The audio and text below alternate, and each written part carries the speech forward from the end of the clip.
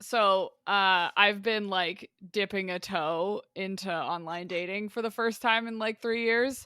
Oh god. And my strategy is to just like upfront list all the like staggering numbers of ways that I'm a total nerd. Uh-huh. And Did you so put like this has a Twilight podcast? so I'm getting to that. Oh. So like this one person I had like mentioned, the Dungeons and Dragons, the video games, our general book situation, Uh-huh, uh-huh. and like biology obviously came up a few times. Uh-huh. But then they asked why I had such a expensive microphone.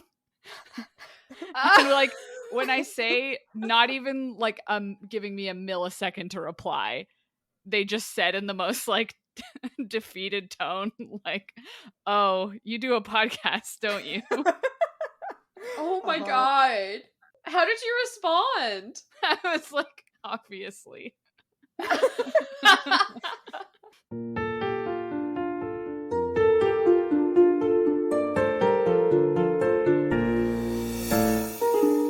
Welcome to another episode of Midlight Crisis, a real podcast hosted by 3 grown-up biologists revisiting books from our teens, and it's totally cool.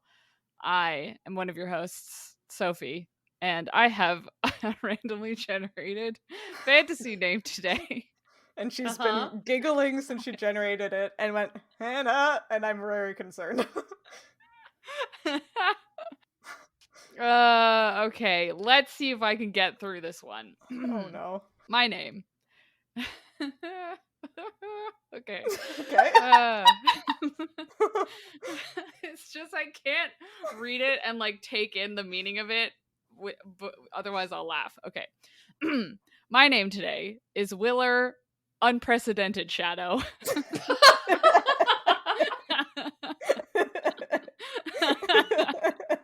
What makes your shadow so unprecedented? So unprecedented. I can't say that word. When I was laughing over it, and I was like, what have you done?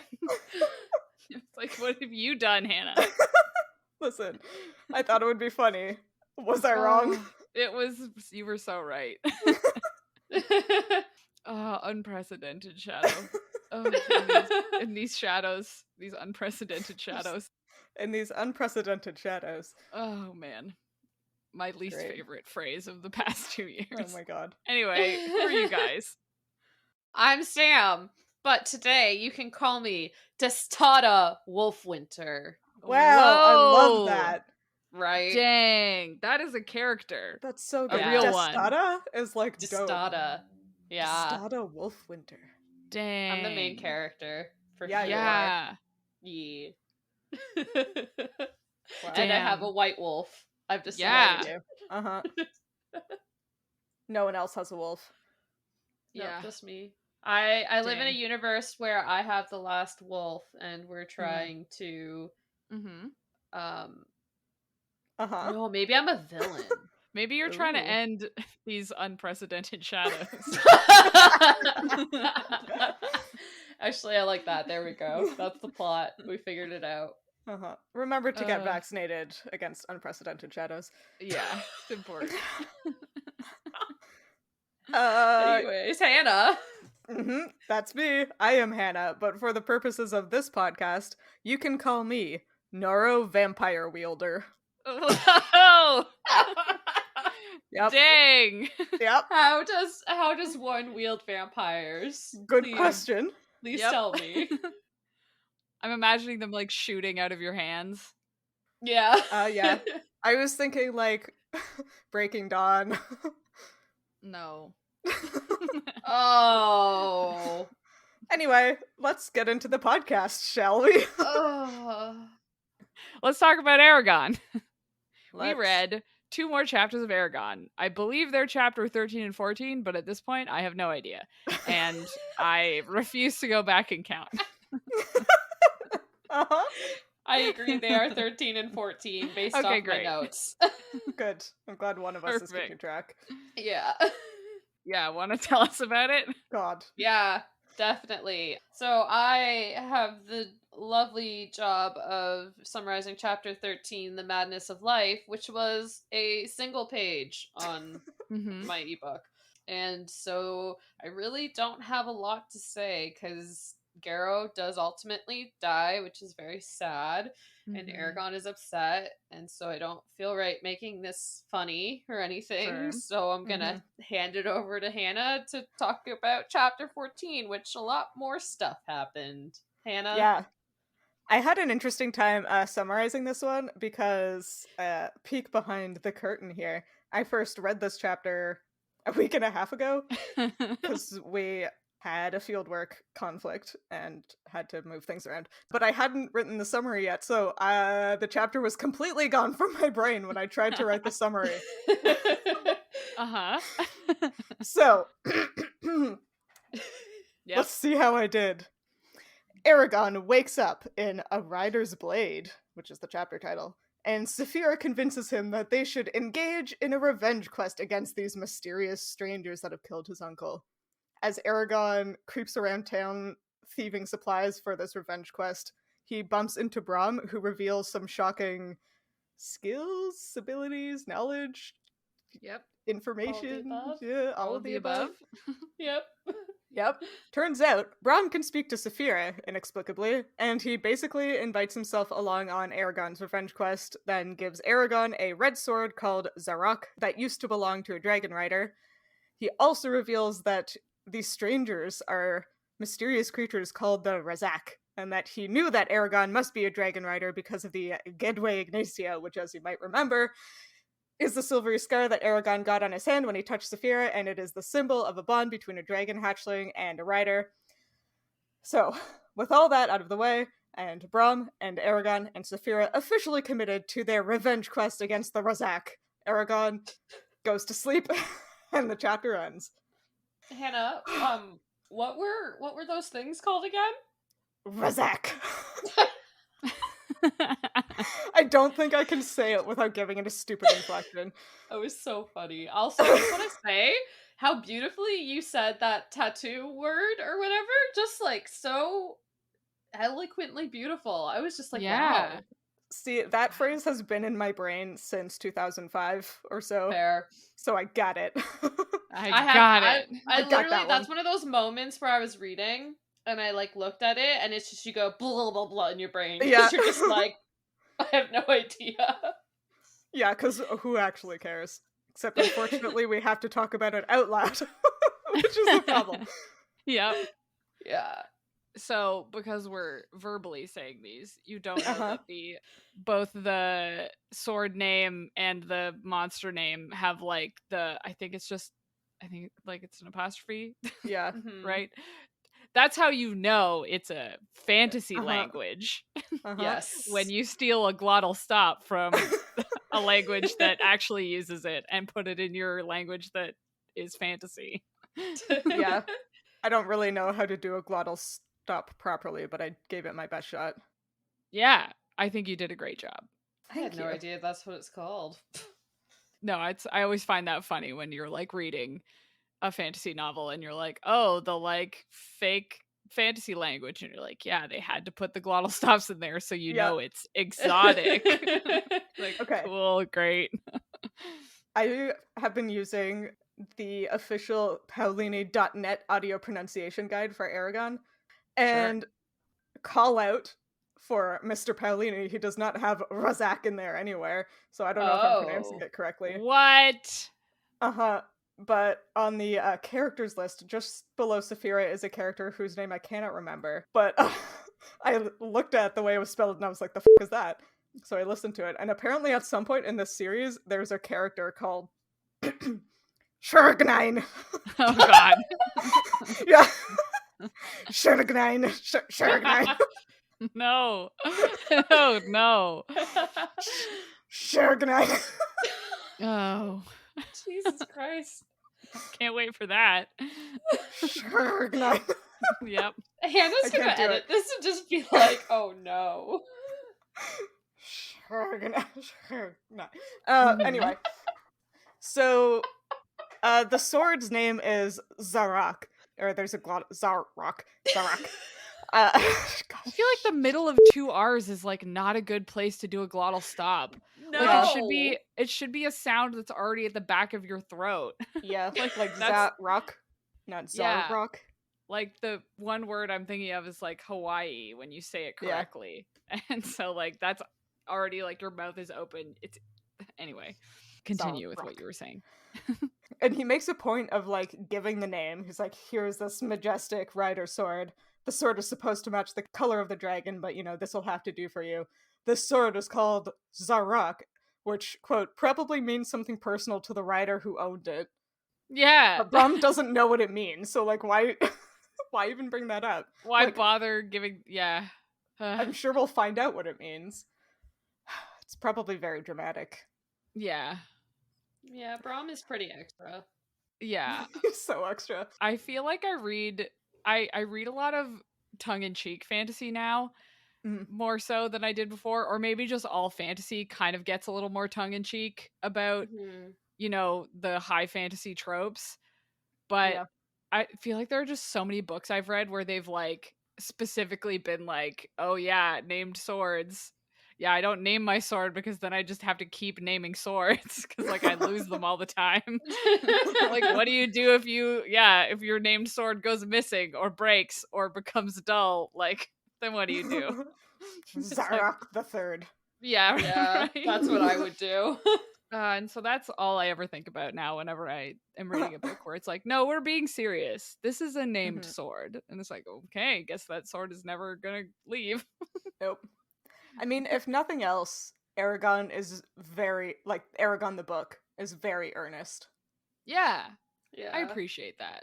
Yeah, it's like, I suffer a lot from secondhand embarrassment, and I do get a little of that from this book because it's like, it takes itself very seriously. Yeah. But at the same time, it's like, I don't know, it's endearing somehow in this book. It's obnoxious in some books, but in this one, it's like, oh, like, that's nice. Yeah, I'm so glad that I'm like past the age where I had to be ironically enjoying of everything, and now I can just be like, Aragon, I'm reading it, and I like parts of it, instead of being like, oh yeah, I'm reading Aragon. It's so good. I saw a tweet this morning, and it was along the lines of, what's the best thing about getting older? And my immediate thought was not caring as much what other people think. Hell yeah. Yeah. Don't get me wrong. I still care a lot about what people think, but it's less, and that's amazing. Yeah, I have a lot of social anxiety, but also I have put a lot of effort into being unapologetic about enjoying things that I enjoy. And it's worth it. Yeah. If any of you listening are embarrassed by the things you like because they make you basic or whatever, don't. It's fun. We talked about this in Twilight. We did. Yeah. Yeah, just be unapologetic about the things that bring you joy. Yeah. You'll find, more people. Yeah. People usually respond by being like, oh, yeah, I really like that thing too, or whatever. Then make fun of you. One of my friends has been listening to the Aragon audiobook because I mentioned we were doing this, and she was like, oh man, I haven't read that book in so long. And like, the last time I got in her car, it was like scrolling across the top of her phone that she had like just paused it. Wow. It's like, oh man, the power we wield in this podcast with 9 listeners. Right? Yeah. Hell yeah. Only 3 of those are us.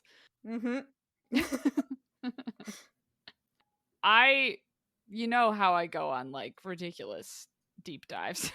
I love it when you do that, except when it's parasites. So do I. Yeah, it tends to happen more in chapters like the first chapter we read today, where there's only like 8 paragraphs. Okay. Wait, what did you possibly? Yeah, exactly. Yeah. No. Okay. I have to know. Legitimately, it's like 100 words on this page. I literally have 3 notes for that quote-unquote chapter. And one of them is Aragon wakes up, which like barely counts because it's in every single one. He wakes up at every chapter. Every chapter. Both chapters this week, Aragon wakes up at the beginning and goes to sleep at the end. Yeah. It's so good. We should, at the end, we should go through and be like, how many chapters did he wake up and go to sleep at the beginning and end of all of them? Anyway, I looked up, so there's like a death ritual that they do, I guess. It's just like offhand mentioned where like he knows Garrow is dead because he has a silver amulet clasped around his neck and a sprig of dried hemlock on his chest, the last gifts from the living to the dead. And I was just like, what? Huh? What are these? And so I tried to look up if there's like any historical evidence for like anything like this as a death ritual anywhere. Like I was like, where did Christopher Paolini come up with this? Or was he just like, you know what? Yeah, silver amulet, hemlock. And I think that's what it was, because I'm like, most people know hemlock is like very poisonous. And in olden times, people would take it as like a suicide method. Yep. Because like every part of the plant is super poisonous. But just like a fun fact that I didn't know is that hemlock is an herb in Europe, whereas it's a coniferous tree here. I just sort of assumed it was a coniferous tree everywhere. Wait, is it a different plant? It's a completely different plant. Yeah. What? Yeah. But they call it the same thing? Yeah. But are they both poisonous? No. So the one in North America is not even slightly poisonous. And everywhere I was looking, everywhere I was looking it up, it was like, oh yeah. And then when they came to North America, they called it hemlock because supposedly the crushed smell of the leaves smelled similar. And it's like, oh my god. Okay, the way you said that makes me think that it doesn't actually smell that similar. Yeah. Oh no. But like, this is why we don't let white men do things. Yeah. Sorry. That reminds me of the thing that pisses me off all the time is when people name something for a stupid reason. Like, I used to occasionally, I guess we all used to occasionally work with a species of fish called black-bellied rosefish. And I was like, they don't have black bellies, but like, that's weird, whatever. It's probably just a silly name. And they named these stupid fish black-belly rosefish because when you kill them and cut them open, the lining of the abdominal cavity is like a dark color. And that's the feature that whatever idiots decided to name these fish in English thought we should use as the distinguishing feature. So like, you can't identify, like, the name black belly doesn't help you unless the fish is already like dead and in your possession and you can cut it open. Which is sort of like rosefish helps. That's true, but not the black-bellied part. No. It's like the same kind of thing where it's like, this is hemlock, because if you like take the leaves off of this plant and smush it up and smell it, it kind of sort of smells like this poisonous thing that we have back in Europe.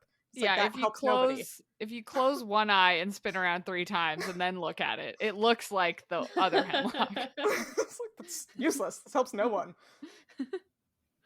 Like, also, why be like, we have one thing that's named hemlock, so we're gonna name this other thing hemlock also, because that won't confuse anybody. I mean, have you ever been to North America? Everything is just named after things from Europe. I live in that's a good point. Nova Scotia. Oh yeah. Literally just New Scotland, and the city I live in was named after a city in England. So great. Yep. Stupid. So some more facts about hemlock. Oh yeah, sorry. It like, so if you're wondering, it looks kind of like the like carrot greens, like it's related to carrots. So it's like the green part of a carrot plant.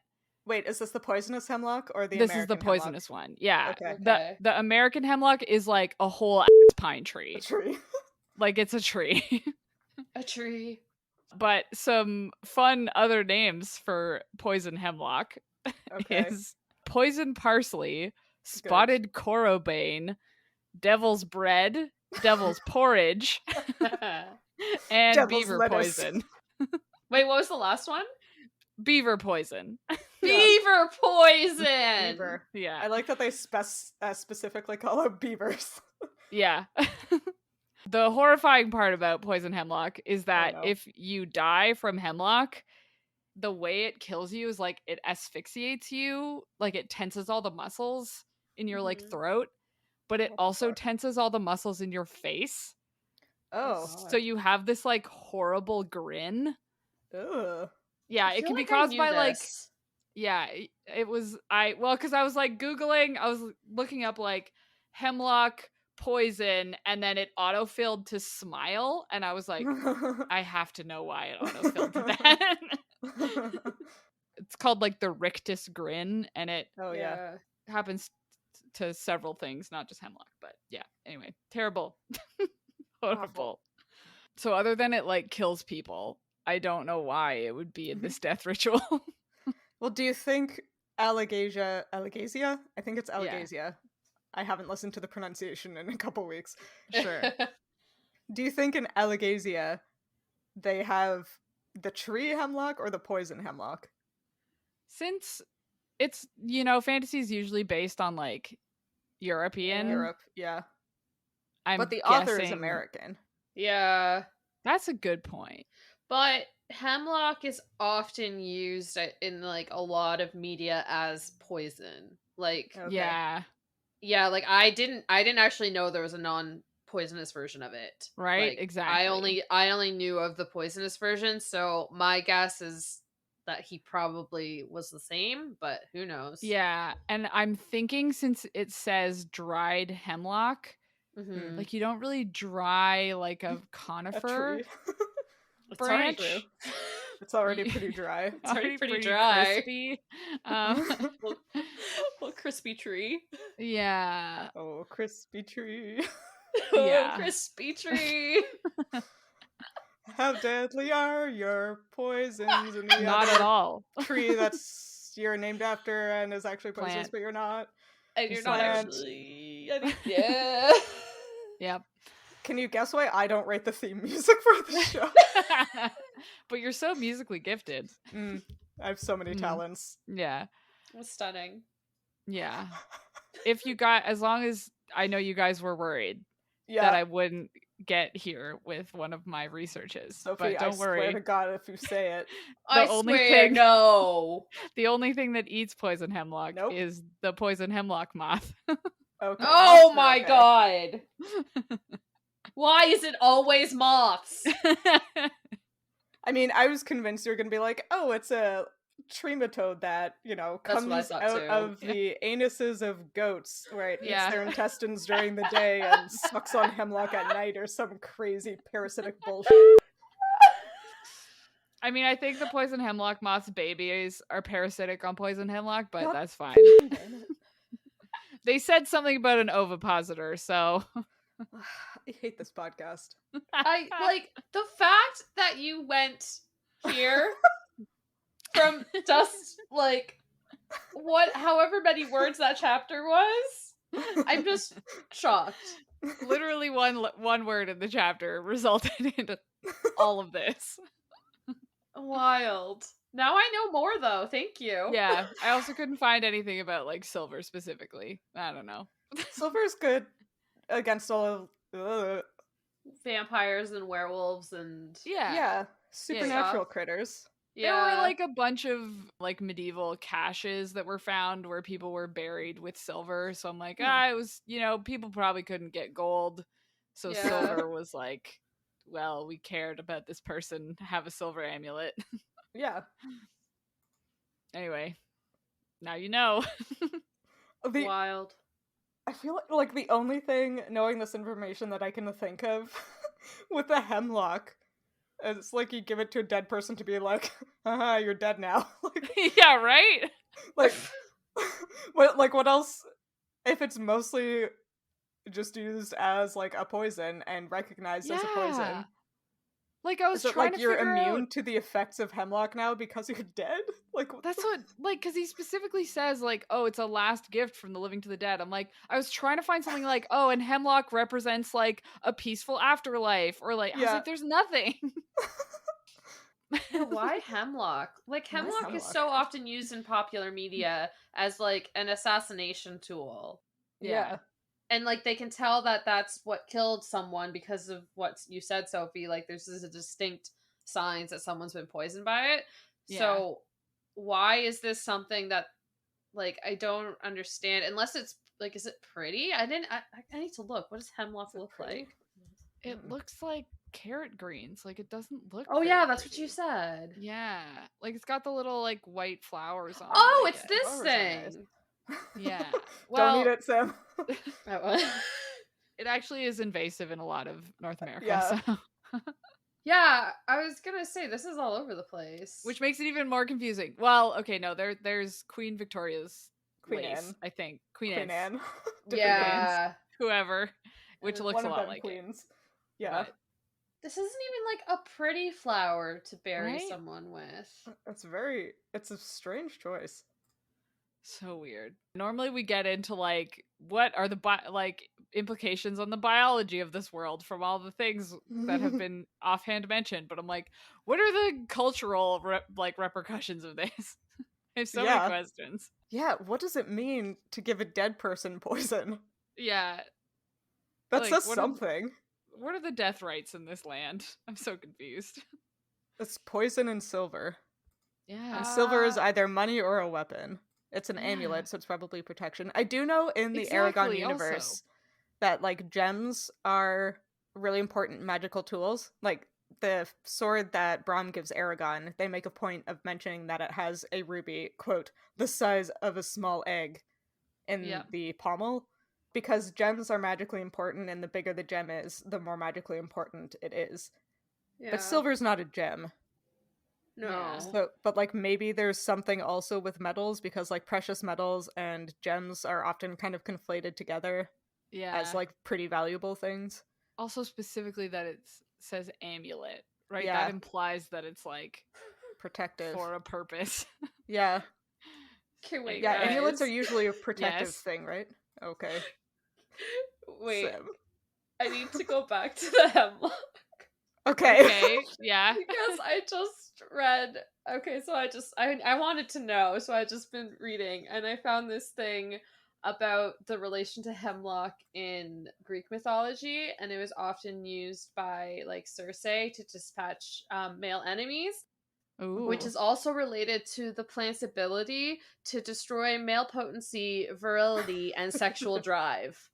Dang. Gotta make sure the dead don't have any of that. I just needed to add that Put in. That there. I apologize for interrupting your amulet talk, Hannah, but I needed to. Well, now I'm just thinking about how either the corpses in this world are super horny, or the people are super horny for corpses, and I can't decide which is worse. Oh no! Both are bad. Maybe it's I mean, like that's why you gotta have the Hemlock, so nobody's horny for the corpse, or as a corpse. Maybe it's like poison. You put the poison on the corpse so that it doesn't rise. Like maybe it's silver so it doesn't come back as a vampire, and Hemlock so you can kill it. I just, as you were saying that, I had that same thought. I was like, oh, this is to prevent them from coming back as vampires, isn't it? It might. Honestly, it might be with the silver and this. That's 100% like something, and that's something that they used to do, isn't it? Like they wouldn't they stake people to make sure that like they never came back or something? Yeah, we talked about this in one of our early Twilight episodes, if you haven't listened to those ones. But there were all sorts of like wild rituals that various cultures would perform on their dead to make sure they wouldn't come back as a vampire. Yeah. Maybe this is one. This is probably one. Damn it. Why does it always come back to vampires? Everything is either vampires, parasites, or moths. Yeah. Yeah, also just another from this like article I found. Apparently it's heavily associated with witches and like the devil in lore, like whenever it's used. So yeah, I don't know, but I can't find like a clear, like Sophie's, I think you also were looking, but there's no clear like this is what it means in a death ritual. I feel like Pellini just kind of like wanted to prevent vampires. Yeah. Maybe we'll find more out about the shade, and like maybe it'll have something to do with that. Mm-hmm. Yeah, since the shade's a vampire. Yeah, is our working theory. Yes, maybe the shade, the kind of vampire that is shaded in this world is the kind that like comes from a corpse, and maybe this is to prevent, I don't know, evil wizards from turning corpses into shades. Yeah. It could be. And like Hemlock could be like the garlic of that world. Cause like, what was it? Vampire Diaries had that. It was called Ravane or something. But instead of garlic, which is just obvious dumb lore, but it's not that it's dumb. Anyways, but they had this like separate plant that deterred vampires that wasn't like common in lore. So maybe that's like what deters the shade is Hemlock. I don't know. Maybe. This is getting in a wild. We've wildly literally talked speculative about this hole. for like 20 minutes. Who would have known? Wow. Speaking about other weird creatures in this story. Yeah. What were they? The Razak? Razak. Oh my god, the Razak! The Razak! I think the emphasis is on the second syllable. Oh yeah, sure. You're the expert. Yeah, yep. I have so many questions about these things. Yeah, so they're like, well, they're cunning and full of guile. Yes. Can jump to incredible heights. Cannot use magic. No. Strong aversion to sunlight. Also, they have beaks. Yeah. And black eyes as large as your fist. Yeah. Yeah. They're a plague doctor. And twisted bodies. Yeah. Whatever that means. Basically, like, the concept seems to be ring wraiths or, like, dementors, like, that kind of creature. Yeah. But then, like Sam said, with the aesthetic of a plague doctor. My brain immediately went, like, these things are a plague doctor in my head. Like, yeah. That's exactly what I pictured. Yeah. My theory is that they're just a bird. That looks like a plague doctor mask, which looks like a bird. So it's just it's just the plague doctor mask come to life in a weird dragon hunting creature. Yeah. This was like the last note I picked up on and decided to write about. So this whole time I've just had like an entire Google Images page open staring back at me of nightjars. Oh. Is that the bird you've decided they are? They're night birds. They don't do anything during the daytime. They have giant black eyeballs. And they have little beaks until they open their mouth, and then they just have giant, horrifying maws. Yeah, they're one of those ones that looks like a frog mouth, right? Yeah. Are they good mimics? Though. Because the Razak are able to like speak, and I think they have like kind of a weird timbre. A weird tone to their voice. Timbre? Yeah. Timbre. I have weird energy today also. They have a weird timbre to their voice. Mm-hmm. Which is probably because they have beaks. Yeah. And... No, they don't? Sorry. The nightjars are not good mimics. Oh, yes. Okay. But the Razak are good mimics because they can speak whatever the human language is. Exactly. English. Yeah, I don't know. A mystery. But like there are birds that are fantastic mimics, even of human speech. Like parrots, obviously, but even like corvids can learn. What is it? Ravens can mimic human speech, like even to like the tone of voice. Like with a parrot, unless it's like an African grey, you usually know it's a parrot talking. But ravens can get human voice. Yeah. And then you get lyrebirds, which can imitate literally any sound ever. Yeah, I thought about like mynas or lyrebirds, but like none of the mimics are like night. Like they're all diurnal, like they're all day birds. Like corvids. Oh, that's interesting. Why are none of them night birds? You would think they would be, but I'm not an ornithologist. I mean, I think most of it is that like at night things are more likely to hunt by sound than by sight. So you don't necessarily want to be like super loud. Noisy. Yeah. Good point. I thought these things were like more raven like though. Isn't there like a thing in D&D? Like isn't there a creature that's like a bird creature? Kenku, yeah. They're also mimics. Yeah. That's kind of what I was envisioning. Yeah. I mean, I was thinking that too. It's like a pretty apt comparison. the Kenku in the D&D lore are like cursed bird creatures that can't fly and like don't have their own voices. And they're very, tricksy and cunning, which does kind of fit with what these guys are. Yeah. Brum also makes the point that there may only be 2 of these Razak in the whole town, how? or not town, whole empire or whatever. Yeah. How? Yeah. Which, Why? yeah, begs the question, like, where did they come from? Why are 2 of them here? Why are they? Presumably how it's are they just not the dead? same ones the whole time if there's only 2 and they don't reproduce. And they must be immortal. Yeah. And they must be immune to disease. Yeah. I need to know more. They are described as like the dragon hunters. Like whenever Galbatorix gets wind of a potential dragon rider out in the land, he sends the Razak, to go and hunt them down. So they're clearly like very strong and very capable of taking out very strong physical and magic users. But they can't use magic. I wonder if they're resistant to magic? But they can jump really high. They can jump really high. so high, though. They're like if a bird was a vampire. Yeah. Oh no! Make sure to bury your birds with a sprig of hemlock and a silver amulet. It'll come back as a Razak. Oh my gosh. I don't understand the purpose of this, like, there's only 2, like, Yeah. they're dragon hunters, like, they're clearly meant to be, like, the ring wraiths, because, like, Yeah.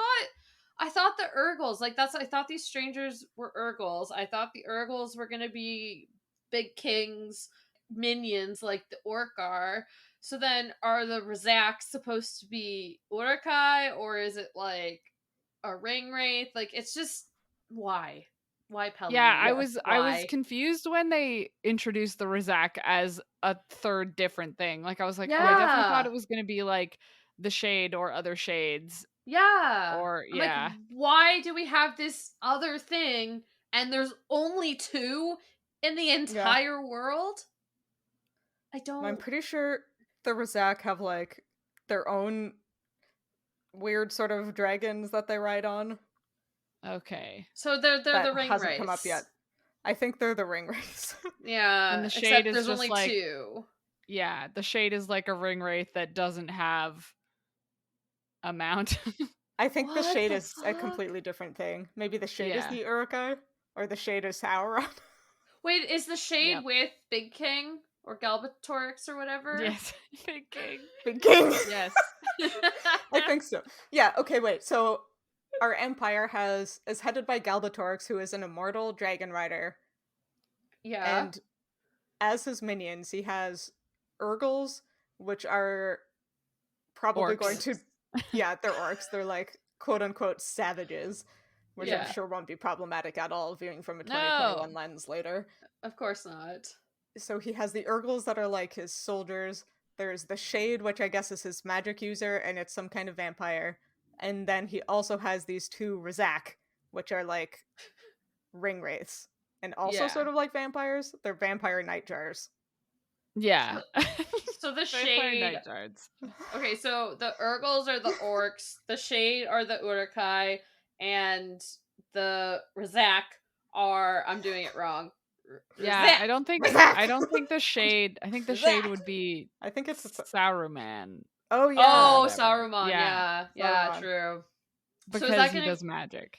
Is he gonna bring in something else then that represents the Urukai? Ugh. What are the Urukai again? The Urukai are just intense orcs, right? Like they're half orc, half man. So they're like breeded by Saruman. Yeah, they're half man, half orc, and so they're breeded specifically by Saruman. So that's why when he's destroyed, they kind of go all by. Oh, cool. I know there's like extra tough Urgles. That's I what think. that's what Urukai are. Yeah. Yeah. So good. But it's completely different from Tolkien. I'm just determined to make everything in this book have a parallel to Tolkien. I'm sorry. I mean, so far, almost everything has been either Tolkien or Star Wars or both. Yeah. So, yeah. Doing a pretty good job. Okay. Well, Yeah. the Razak. Razak. Can't do it as good as Hannah. Are a complete mystery, and like, my god, I hope we get more information, because like, why? I literally have written in my notes, just why, in caps. Like, if I remember correctly, they're like major antagonists in the series. okay. Great. So we will get more of them at some point. Hell yeah. Well, and they were in Carvajal, presumably chasing down Saphira, because their whole thing is to kill dragons and dragon riders.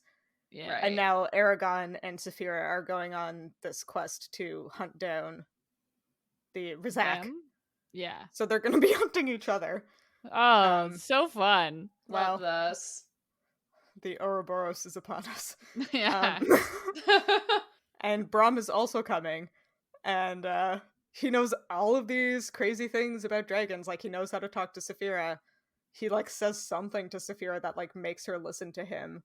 He has this, like, dragon rider sword. He knows what the Razak are and, like, what they do. And then he basically goes like, but I refuse to tell you why I know any of this. Yeah. It's like, okay. He's such a Gandalf. He's a mix between Gandalf and Barda.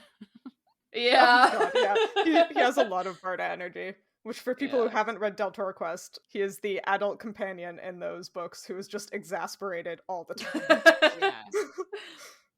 It's like weird to me that, I don't know, I feel like in these kinds of books where you have like, the person and their like companion that they can speak to mentally, like their animal friend, like Saphira and Aragon are so like distant in how they like treat each other for having been connected for like months already. Literally since Saphira was born. Like, she's never known a life disconnected from Aragon. Yeah, it's so weird to me. Like, I don't know. I don't really know how to describe it without, referencing like a bunch of books that I've already referenced before. But like, yeah, it just seems like they're two separate people who like maybe don't super care about each other yet, but they can speak to each other's minds. Yeah. There's not much indication within the text that they like get along. Yeah. Like, they're bonded and they seem to be of the consensus that like whatever they do together. But you don't see any like affection or like protectiveness or anything really between them. Yeah. Well, and Aragon even says at one point near the beginning of the second chapter, where Saphira has talked him into like going to hunt down the Razak for revenge, he says, nothing is more dangerous than an enemy with nothing to lose, in reference to himself. And I was like, you're the only living dragon rider in existence. You're the only person who has hatched and bonded to a dragon. How do you have nothing to lose? Yeah, you have a whole dragon who lives in your head. Like, the heck? Do you not care about her at all? Yeah. Aragon is very selfish. He is very selfish. I guess that's the 15-year-old that Sophie, you were looking for. Oh yeah, in one of the chapters. Yeah.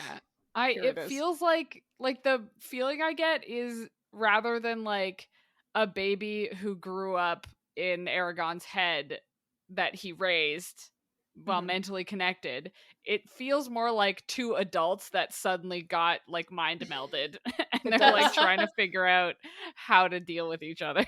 Yeah. That's exactly how it is. Because, I mean, you never get any indication from Saphira that she is young, basically. Yeah.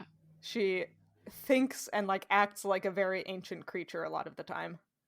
Yeah. And, like, even when she carried Aragon off, it wasn't with the feeling that, like, she needed to protect him, that she was worried about him. Like, it was that he happened to be on her back and she fled by herself.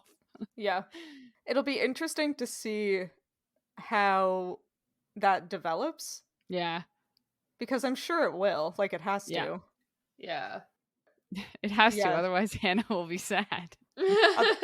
Otherwise I have to rethink my whole favorite genre of dragon books. Dragon books.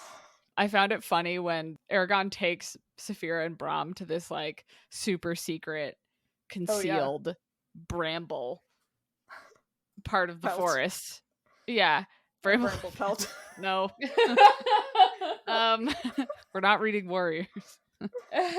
But like when he describes it, he's like, the irregular clearing in the center was just large enough for a fire, 2 people, and a dragon. Yeah, how big is that? I was like, your dragon is like 100 feet long or whatever. Like, oh, so it's just like a football field. It's like extremely tiny. My 100-foot wingspan dragon could fit in it. That's big. Well, it's also like we don't really have a perfect sense of how big Saphira is. Like, we know she's a little bit taller than Aragon, but we don't know her wingspan or anything yet because she's still young. She's only 3 months old. So saying that this clearing is big enough for a dragon, it's like, how big is the dragon? Like, is she the size of a horse? Is she like a Clydesdale horse at the moment? Yeah, or like gigantic. I think Kalini suffers from not understanding sizes and distances because they seem to go back and forth from Carvajal to that cottage very fast. Yeah. And wasn't it like 10 kilometers or something? Like, it was a long distance. Yeah. Yeah, I think it was around 10, but it was like something that definitely cannot just be done leisurely. Yeah. And like they just go back and forth like it's like nobody's business. So it's like the dragon fits wherever she wants. They go back and forth. Major very distances, magic. however fast they want. There is no logic in how we get to and from because we just do. And the dragon, if it fits, it sits. And it just fits everywhere, so it sits everywhere. Anyways. Yeah. Oh yeah. Aragon's house was 10 miles from Carvajal. That's what I was like, I think it's 10 miles. That's so far. That's so far. It's so far. And they're just like, back and forth. Like, wasn't it like an 8-hour or 9-hour walk is what we estimated? I'm pretty sure. 16 kilometers? Probably not quite. Oh, it's probably like 4 or 5 hours. Woods. Yeah. Yeah. Yeah. It's still a long walk. And they're just long time. Going back and they're just forth all casually doing that? Like, what? Yeah. I mean, I guess you got nothing else to do. That's true. It's a fantasy feudal People system. They walk all the time. Yeah, that's all they do. I feel like that's what they're going to be doing on their revenge quest, is just walking everywhere. Yeah. Until they get horses. And one of the horses will be white and have a name like Shadowfax? Snowball or Shadowfax, yeah. Probably Snowball. It's going to be like Snowfoot or like Mist Dancer Eyes. or something. Yeah. Oh, got the name generator. Here's our horse name for this. Our horse name generator. Yeah. Oh my god. Wait, I forgot that I did math. Oh.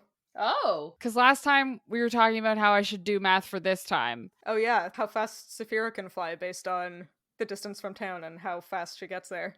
Oh, yeah, hold on. I have to open those Did you notes do it? because I definitely did them while we were recording and then never said anything.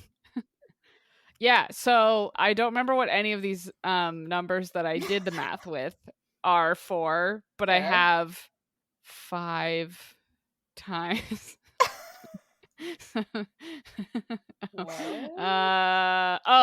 It was 5 miles? 10? In 1 hour? Oh, okay. I think that was maybe human walking speed. Okay. So I did the math from Aragon like walking the same distance that Saphira flew to. Okay. So I did like the average human walking speed, and then I think I went like a little bit faster because Aragon walks all the time. Yeah, he's probably super fit, better, great cardio. than most people. Uh-huh. So, and then I had the number of hours it would have taken him was 29 hours. That can't be right. Well, for him to walk, it took him 2 days from dawn to dusk, and then he arrived at dusk on the 3rd day. So I've lost it. I don't know what's happening. Okay. So he walked during the day, slept, walked during the day, slept, walked during the day until dusk. Oh, okay. And then arrived. Gotcha. Yeah.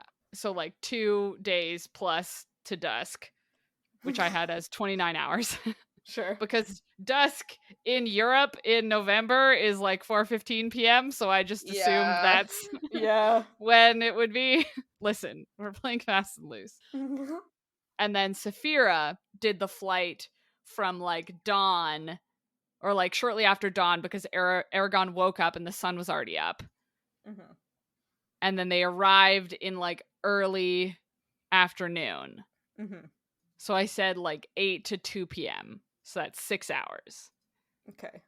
So we have average human walking speed, how many hours it took Aragon to go, and then we have how many hours it took Saphira to do it. So, in theory, we can figure out the speed that Saphira can fly.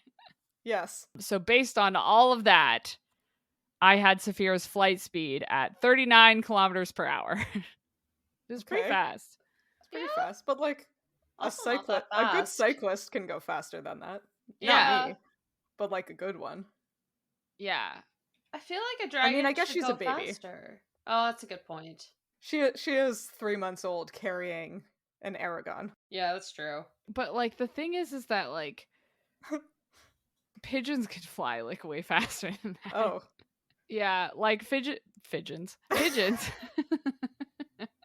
Pigeons average like 75 miles per hour. Okay. Which is super fast. That's really fast. They don't go very far though, right? They don't like migrate at that speed. What speed does like a Canada goose migrate at? I mean, peregrine falcons are very fast, but they're very fast. I feel like a Canadian goose is fast. A goose can fly at over 50 kilometers per hour. Yeah, so that checks. So Saphira is slower than a goose. Yeah. Probably less fearsome. I mean, they're smaller, at this point than a goose. So yeah. I mean, she should be stronger. Like, she's bigger, but doesn't that just mean that she should have, like, a greater wing surface area and, like, stronger muscles and therefore be able to go further on each wing beat? I'm pretty sure, like, bigger birds are slower. Gooses are big. Yeah. It's a big goose. Yeah, and they're slower than all of these falcons. Hannah, what was it? But Saphira's slower than a goose. Gooses. Saphira is slower than a goose, but a goose is a big bird. A goose? Right. Gooses are... Goose. So it makes sense that Saphira being bigger than a goose means she's slower? But shouldn't she That makes sense? Okay, I'm thinking of, like, Game of Thrones and, like, Daenerys Targaryen's dragons. Like, I feel like they're like quantum dragons. They can get anywhere immediately. Yeah, so that's when, like, the bigger they are, the faster they are, because their wings are bigger, so...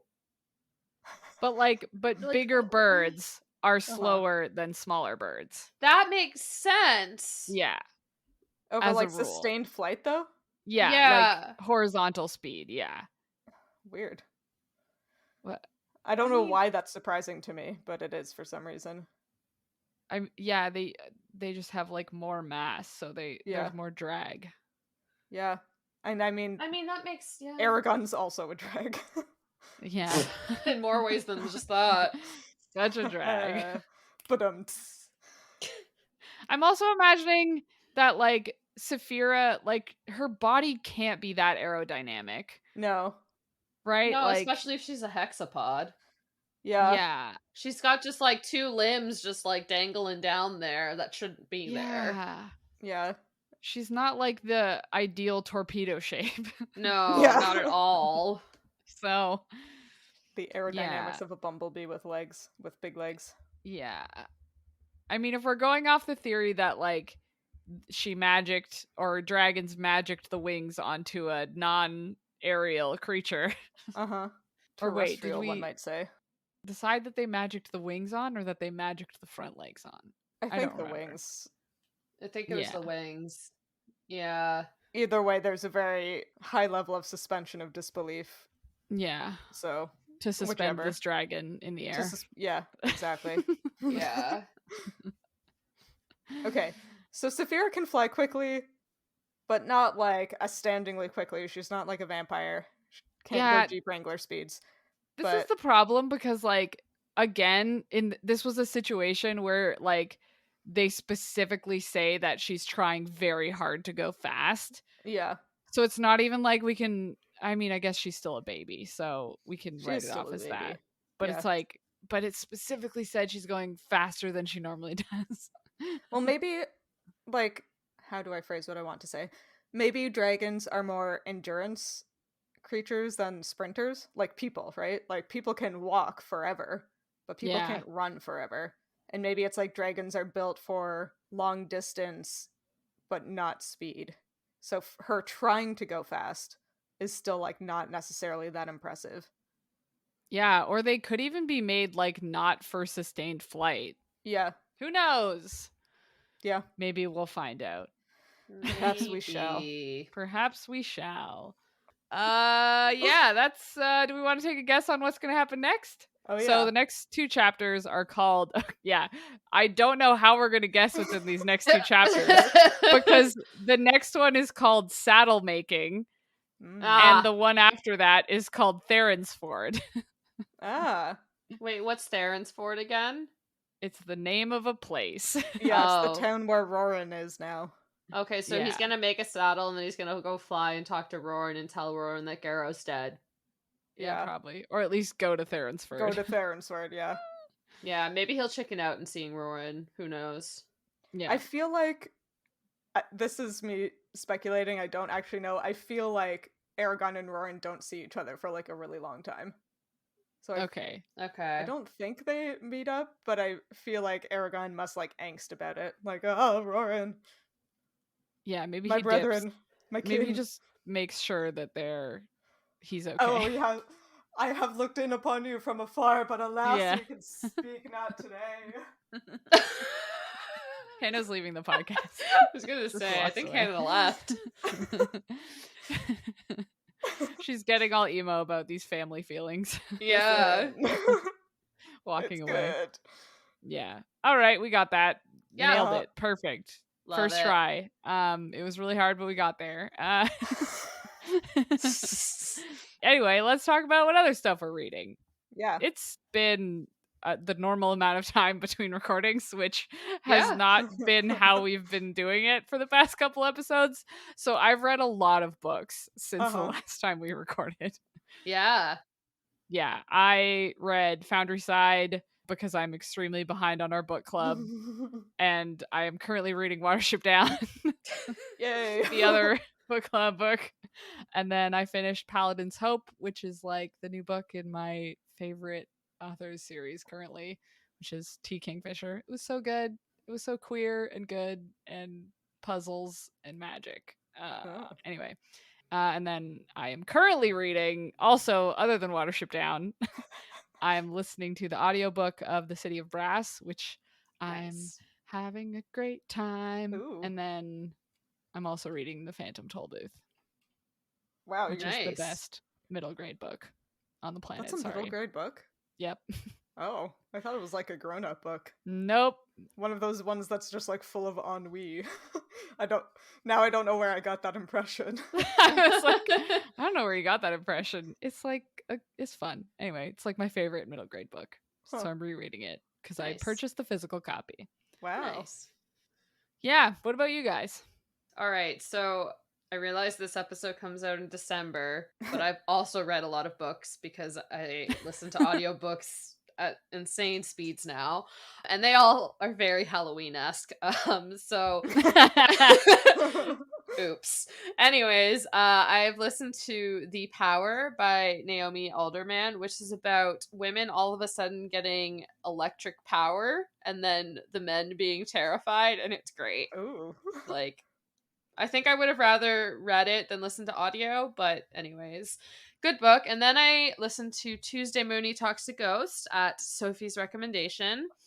Also good little Halloween kind of vibes because there's ghosts and things. Mm-hmm. Maybe a murder. Maybe a murder There's mystery. Ghosts in the book called Tuesday Mooney Talks to Ghosts. Yep. Yeah. So kept with that. And then keeping with that theme, I just finished today The Year of the Witching by Alexis Henderson, which very spooky. Very spooky. Didn't you start that book yesterday? Yes, I did, Sophie. Yes, I did. Checking. I just finished it because I listened to it at 1.7 speed, so it was only like 7 hours. Oh my god. Amazing. Yeah, and so then the one book that I am physically reading that haven't finished and have been reading for a little while is The X Hex by Erin Sterling, which is a Halloween rom-com. And it's very cute. That sounds cute. Yeah, so we're definitely not recording this when this weekend is Halloween. Nope. Definitely not. Definitely not. I just went full seasonal on my October reads. Yeah. Anyways, Hannah, what are you reading? I have listened to like a couple audiobooks since our last recording. I'm currently listening to Shorefall, which is the sequel to Foundryside. Ooh. And it's very good as an audiobook. I know I don't know if we've talked about it on the podcast, but we've talked about it among each other that like the performance of an audiobook is like so important. And this one was really good. I imagine the first one is probably also really good. So if you're looking to read Foundryside or Shorefall, that might be a good way to do it if you're into audiobooks. Yeah, I can confirm. I listened to Foundryside, the audiobook, and it was very good. Yeah, it's really well done. So, yeah. You finished Under the Whispering Door by TJ Klune, which I mentioned last time. It was very good. It did make me cry. I guess kind of seasonal because it's also about ghosts. But like not. Seasonal for December 7th. Yep. I didn't mean to do this. Seasonal to the previous season. And just last night I finished a different book that I was reading in paperback that I don't really want to listen. Was it good? It was so bad. It was terrible. But I don't want to say what it is because it was like just self-published by like a local author, and I picked it up at a local event and I was like, oh, this is so cool, it's like her debut book, this is so neat, and then it was really, really bad. Listen, folks, hiring a professional editor is probably something that you should consider if you're writing a book, even if you want to self-publish it. Let's just say that. Yep. And yeah, so I just finished that one last night, and I haven't started a new hard copy book yet, but I do have who wrote that book? Hold, please.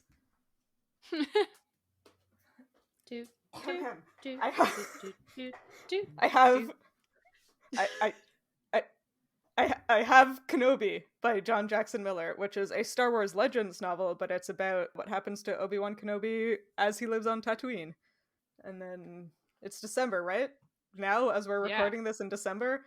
So our Midlight Book Club for December, we decided to pick an actually appropriate holiday rom-com book, and we're going to be reading In a Holidays by Christina Lauren. Yeah, so if you want to join in on reading that book with us, please do. If you liked this chapter of Midlight Crisis, consider rating and reviewing us on iTunes or your podcatcher of choice. You can talk to us about In a Holidays, I guess, and find fun-related content on social media. We are at Midlight Pod on Facebook, Instagram, Twitter, and TikTok, and all chapters of the show thus far are available on our website, midlightpod.podbean.com, and on YouTube. You can tell us what Halloween books you were reading in December, like us. Yep. What's your favorite December holiday ghost book? Yeah. Oh, I guess there is a Christmas ghost book that's like super famous, isn't there? Yeah. You're not allowed to say Charles Dickens. Off limits. Yeah, and get hype for our next episode because it's going to be our Christmas episode. So if you haven't listened to last year's Christmas episode, please go back and do that. It's was so fun to do. I know I should say that all of our episodes are my favorite, but that one's my favorite.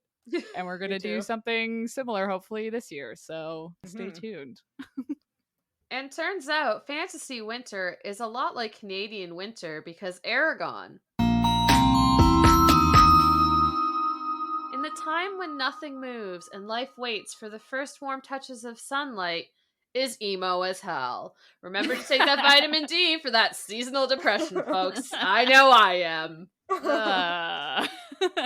Poor Aragon. I like how we talked about how it is not winter yet. But we did put winter in our outro. We knew. We understood the assignment. Listen, it's Canada. October 31st is winter. Yeah. That's a good point. It's cold.